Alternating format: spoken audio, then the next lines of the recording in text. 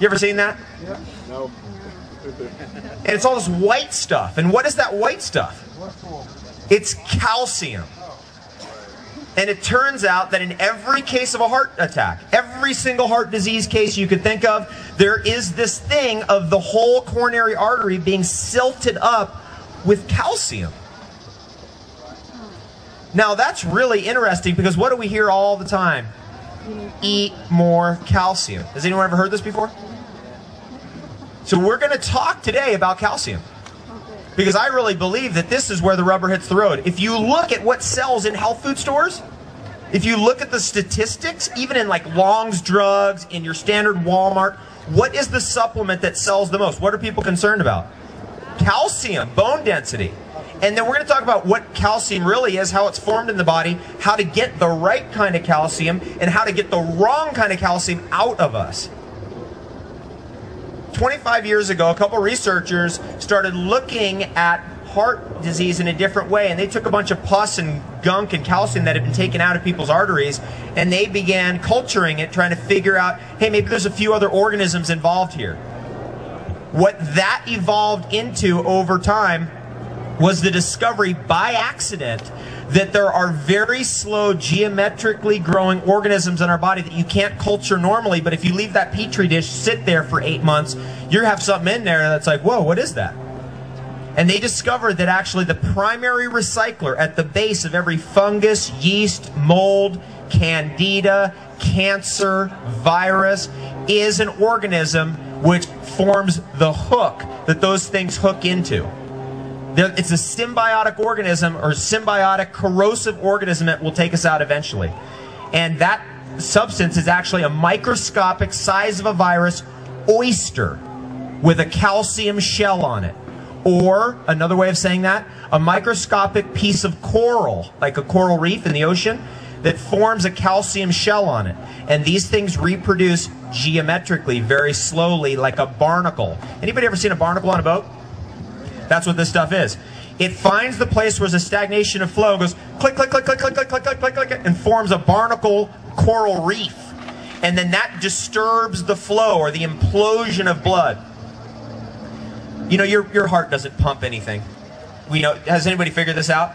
This is the most crazy thing ever. I mean, some of the scientific presumptions are just beyond absurd. Look it up tonight. Get on Google and look up exactly how much pressure your heart would have to generate in order to push blood from a hole that big to something the size of a cell, your capillary interface.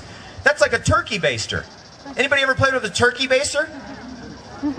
What did you do with it?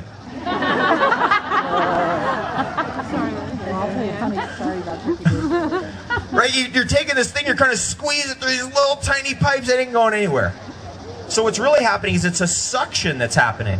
And when that suctional force is disturbed by the formation of barnacles inside the pipe. Another way of saying that is you've had it in your house. Corrosion inside the pipe. The formation of iron crystals and calcium crystals inside the pipe. It disturbs the flow. The flow becomes turbulent. The pipes, when you turn on the sink, it goes... Does that happen to anybody? Oh, yeah. When you turn, have you ever turned on a faucet in your house and the whole thing goes... You hear the pipe rattling in the wall? That's what's happening inside us, and the reaction of that is inflammation. That's the reaction. When we start getting corrosion inside the pipes, we start getting inflammation. And usually it's associated with where we've had an injury or where we're holding an energetic or emotional stagnation, like, let's say you have anger against your father, it would be in your liver. Let's say you have anger against your mother, it would be in your heart. And then that place will eventually start stacking up or silting up this stuff, and eventually the whole thing clogs up the whole artery. And that's called a heart attack. In the brain, it's called a stroke. In the kidneys, it's called kidney stones. Calcium-forming particles, like oysters, that stack up like coral on top of each other. In your gallbladder, it's called gallstones. In your joints, it's called... Has anybody figured out by now that there's something going on in the joint? There's a formation of something that's causing the stagnation of that joint tissue. What is it? It's calcium. And it's the wrong kind of calcium, and it's growing right in the joint, and it's not a virus that's forming it. It's not a fungus that's forming it. It's not a cancer cell that's forming it. What is it? It's an organism. And it's a microscopic gland. Now your immune system can't chew this stuff up. It's like chewing up glass. So your immune system will try to get in. It's like chewing up glass, just cut your immune system apart. And over time, as it reproduces geometrically, eventually you reach a critical threshold. It's called your calcium limit. And when your calcium limit goes over about a number of 70, your calcium score, anybody ever had a heart attack here? Once the calcium score goes over a certain limit, you're a goner. Your doctors are like, that's it, you're done. Anybody know that? I mean, how many people know about the calcium score? Don't we want high calcium? Isn't that what we're being told? How come when our calcium score is high, it's the worst situation ever? It's because we're having a reproduction of these organisms. Now, in about a period of about 10 years, a few people in the medical profession, actually medical researchers, did not only figure out how to culture this organism, isolate it, identify it, be able to identify it in, for example, the blood of animals. Meat and blood today, especially coming out of factory farms, is loaded with stuff. Urine is not sterile, actually, if you're into UT. Anybody here into UT? Anybody here not know what I'm talking about? How many people here care? How many people here are having the best day ever?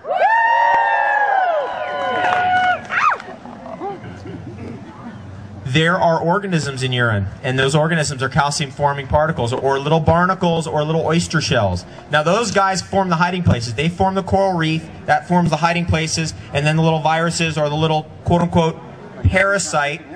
Nobody here has parasites, of course. You ever seen this? Like, nobody has, but people are, like, they look at me and they go,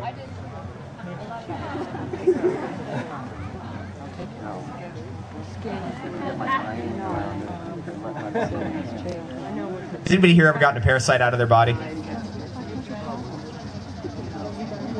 That's one of the best things, because when you're babbling up here all day and all night, people go, yeah, whatever. Then they get a parasite out of their body. They're like, we got to get back over there. We got to get back to that seminar. Because then you learn. You really get a piece of information. All those parasites, all that stuff, that whole load sits on top of calcification.